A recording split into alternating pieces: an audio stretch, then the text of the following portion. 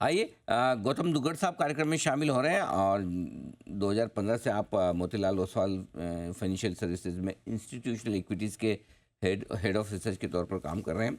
40 से ज़्यादा एनालिस्ट आपके पास हैं और 17 से ज़्यादा सेक्टर्स आप कवर करते हैं। 220 से ज़्यादा स्टॉक आपकी कवरेज लिस्ट में है और भारतीय बाज़ारों पर और दुनिया भर के बाज़ारों पर गहरी पकड़ रखते हैं।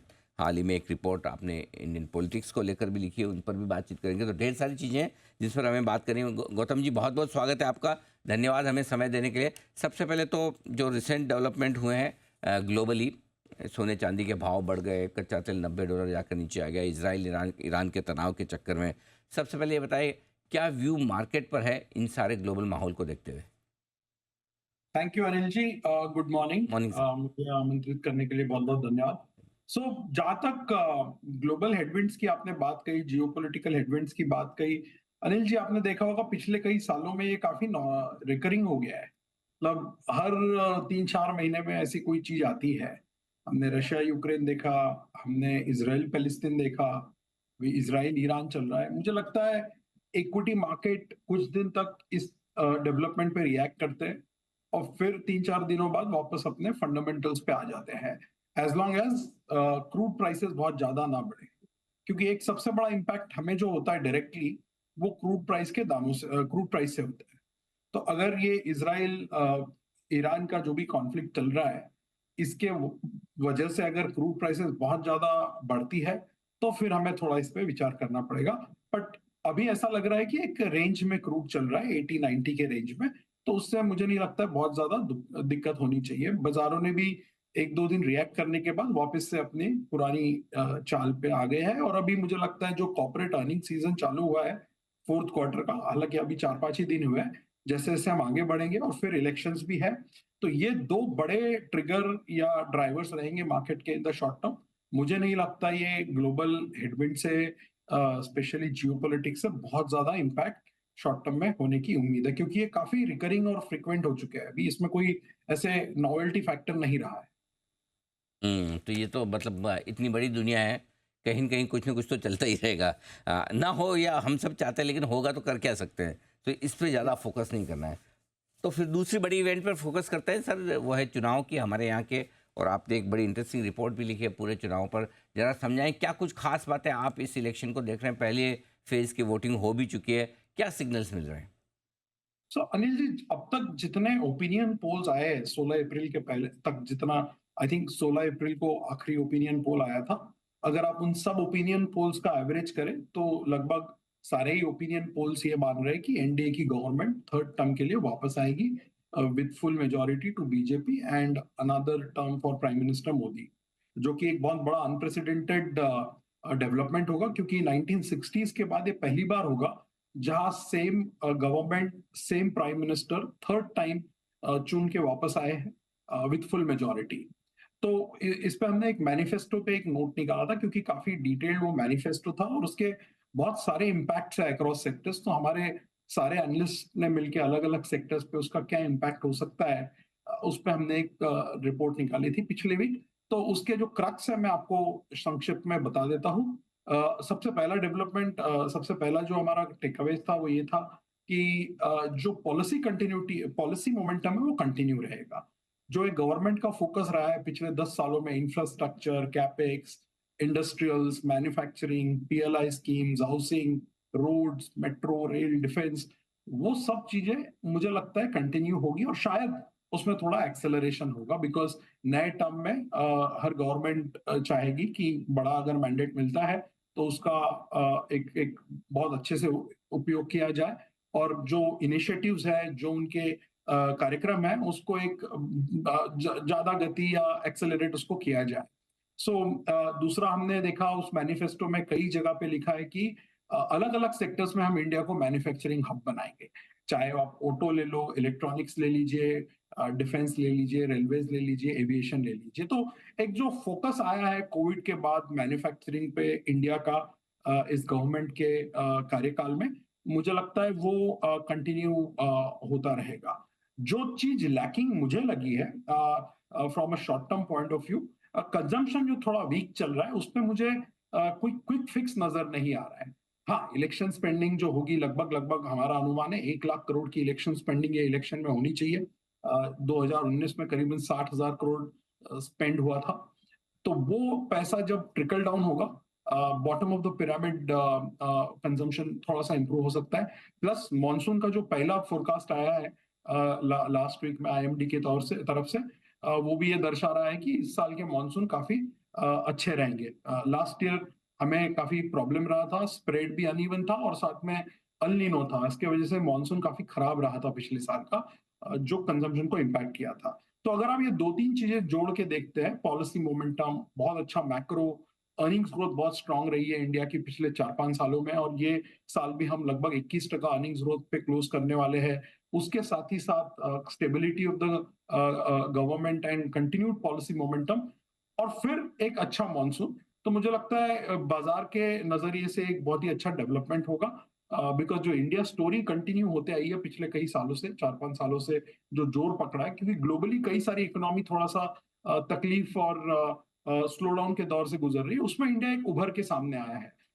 3.6 ट्रिलियन जीडीपी, लगभग 4.5-5 ट्रिलियन के बीच में अभी अब मार्केट कैप भी हो गया है। तो मुझे लगता है ये काफी एक अच्छे संकेत है बाजार के लिए। ओके, तो ये पूरा का पूरा इलेक्शन को लेकर जो माहौल है। अब आइए रिजल्ट सीजन पर फोकस करते हैं। नतीजों का सीजन शुरू हो चुका है, कुछ दिग्गजों के नतीजे आए हैं। कैसे देख रहे हैं आप इस रिजल्ट सीजन को अब तक जो रहा है, और आगे के लिए क्या आउटलुक है? अनिल जी, अभी तक जो रिजल्ट्स आए ब्रॉडली अगर आप देखें तो आईटी के आए top 3, Infy, TCS, Wipro, in line ही नतीजे थे। हालांकि कमेंट्री तीनों कंपनीज की अलग थी और इंटरनल्स में काफी डिफरेंसेस है, बट ब्रॉडली अगर आप सिर्फ रिपोर्टेड नंबर्स पे फोकस करें वर्सेस एक्सपेक्टेशन, तो इनलाइन थे। एचडीएफसी बैंक के भी नतीजे इनलाइन थे और कल जो रिलायंस का रिजल्ट आया है वो थोड़ा सा 4-5% का उसमें बीट रहा है हमारे एक्सपेक्टेशंस के मुकाबले। बट पूरा रिजल्ट सीजन अभी बाकी है। हमारे जो अनुमान थे इस रिजल्ट सीजन के, हमने प्रेडिक्ट किया है कि ये क्वार्टर में 6% अर्निंग्स ग्रोथ रहेगा हमारे कवरेज यूनिवर्स का, जो अब 270 स्टॉक हो चुके हैं, और निफ्टी के भी 6% अर्निंग्स ग्रोथ के उम्मीद है। पहले 9 महीने में हमने देखा था 26% अर्निंग्स ग्रोथ था निफ्टी में।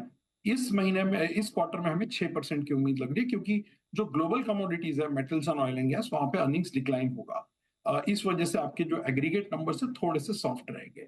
लेकिन फिर भी आप अगर सब चीज एग्रीगेट करते हैं तो FY24 में हमारा अर्निंग्स 21% से ग्रो होगा with an EPS of 980 rupees. और आने वाले जो 2 साल है वहां पे हमारा उम्मीद है 15 और 16% का FY25-26 में। तो जो 980 रुपए का ईपीएस है वो अगले साल के लिए हम एक्सपेक्ट कर रहे हैं कि 1130 हो जाएगा, और उसके बाद FY26 के लिए 1317 रुपया। जहां तक अच्छे सेक्टर्स की बात करें इस क्वार्टर में नंबर्स के मुताबिक, तो ऑटो, सीमेंट और फार्मा, ये 3 सेक्टर है जहां पे वाईओवाई जो ईयर ऑन ईयर हम अर्निंग्स ग्रोथ देखते हैं क्वार्टर की, वो बहुत स्ट्रांग रहेगी। Auto 8th quarter in a row, pharma 33% earnings growth फिर एक्सपेक्टिंग, और सीमेंट में 32% की अर्निंग्स ग्रोथ एक्सपेक्ट कर रहे हैं। और on the down side consumer काफी फ्लैटिश रहेगा, 7% अर्निंग्स ग्रोथ। आईटी हमने बात की, 4% का हमारा एक्सपेक्टेशन है और वो उसी डायरेक्शन में जा रहा है। और कैपिटल गुड्स में because of some one off in L&T, हमारा जो एक्सपेक्टेशन है पूरे सेक्टर के लिए इस बार केवल 5% के अर्निंग्स ग्रोथ का है। एक्स एलएनटी अगर आप कैपिटल गुड्स देखते हैं तो 21% अर्निंग्स ग्रोथ रहेगी। और जो सबसे बड़ा सेक्टर है फाइनेंशियल, वहां पे हमें लगभग 15% ग्रोथ की उम्मीद है इस क्वार्टर में, जो कि पिछले 8-10 क्वार्टर के मुकाबले लोएस्ट रहेगा, राइट? बिकॉज अब पीपॉप यानी कि ऑपरेटिंग प्रॉफिट के नीचे बैंकिंग सेक्टर के लिए जो एक्स्ट्रा लेवरेज आता है एसेट क्वालिटी इंप्रूवमेंट का, वो बहुत ज्यादा बचा नहीं है, और साथ ही साथ मार्जिन भी आपके थोड़े थोड़े से श्रिंक हो रहे हैं। तो ये सब अगर आप ऐड करते हैं तो 6% ये क्वार्टर के लिए, 21% फुल ईयर FY24 के लिए, और 15 और 16% FY25 और FY26 के लिए। अनिल जी, आप ये हमेशा ध्यान रखिए कि पिछले 4 साल में निफ्टी के अर्निंग 3.5 लाख करोड़ से लगभग 7,80,000 करोड़ हो चुका है, विच इज अ 22% CAGR। और हमारा जो ब्रॉडर कवरेज है 270 स्टॉक का, वहां पे जो अर्निंग्स बढ़े FY20 के 4,30,000 करोड़ से इस साल लगभग 11 लाख करोड़ हो जाएगा, which is a CAGR of 26% for 4 years। तो कॉर्पोरेट अर्निंग्स काफी स्ट्रांग रही है इंडिया की। कॉर्पोरेट अर्निंग्स है मजबूत और ये मजबूत रहने वाली भी है। भले ही अब तक जो नंबर्स आए हैं थोड़े इन लाइन रहे हों, उम्मीद के मुताबिक रहे हों। मेटल्स पर एक राय लेना चाहता हूँ। दुनिया भर में काफ़ी मजबूती मेटल्स में देखने को मिल रही है, शेयर्स भी काफ़ी भागे हैं। प्राइस में आ चुका है या अभी भी गुंजाइश है और बढ़ने की? अनिल जी, जिस तरह का माहौल अभी कमोडिटी प्राइसेस को लेके चल रहा है, मुझे लगता है थोड़ा-सा वहाँ पे commodity prices driven earnings upgrade की संभावनाएँ बढ़ गई है। आप अगर याद देखें पीछे मुड़ के, तो 2022 में जो निफ्टी में मेटल कंपनीज़ हैं, उन्होंने 90,000 करोड़ का प्रॉफिट बनाया था। जो एफवाई 24 में गिर के लगभग 50 या 53,000 करोड़ हो चुका है। अगले साल के लिए हमारी जो एक्सपेक्टेशन है 71,000 करोड़ के, which is a growth of 35%। और जो अभी प्रिवेलिंग प्राइसेस है कमोडिटीज के, इंडस्ट्रियल कमोडिटीज के, अगर वो सस्टेन होते हैं मान लीजिए अगला 6-9 महीना, तो मुझे लगता है मेटल सेक्टर्स के अर्निंग्स में अपग्रेड आ सकता है।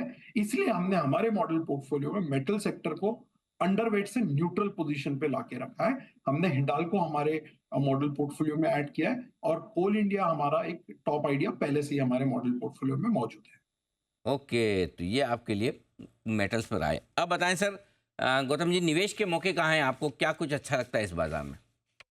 तो अनिल जी, हमारा जो एक प्रेफरेंस रहा है डोमेस्टिक सिक्लिकल को लेके पिछले 2-3 सालों में, वो अभी भी हमें उसमें बहुत अच्छे आसार नजर आ रहे हैं। सो जैसे कि आप अगर फाइनेंशियल्स की बात करते हैं, हमारा पीएसयू बैंक्स में हमारे मॉडल पोर्टफोलियो में बहुत बड़ा ओवरवेट रहा है पिछले 2 सालों से। तो वो हम अभी भी कंटिन्यू कर रहे हैं, जिसमें हमारे मॉडल पोर्टफोलियो में एसबीआई, बैंक ऑफ बड़ौदा, ये स्टॉक्स है। हमारा एनबीएफसी पे भी ओवरवेट है, जिसमें angel, Chola and PNB housing, ये हमारे पिक्स है। दूसरा सेक्टर जो हमें बेहद पसंद है वो है रियल एस्टेट। हम बड़ा ओवरवेट लेके वहां पे बैठे हैं पिछले कई क्वार्टर्स से। वहां पे हमने 3 स्टॉक्स रखे हैं हमारे मॉडल पोर्टफोलियो में, लेकिन हमें पूरा सेक्टर ही पसंद है। सो चाहे आप गोदरेज प्रॉपर्टी देखिए, प्रेस्टीज देखिए, शोभा, या फिर even Sunteck, they are all part of model portfolio.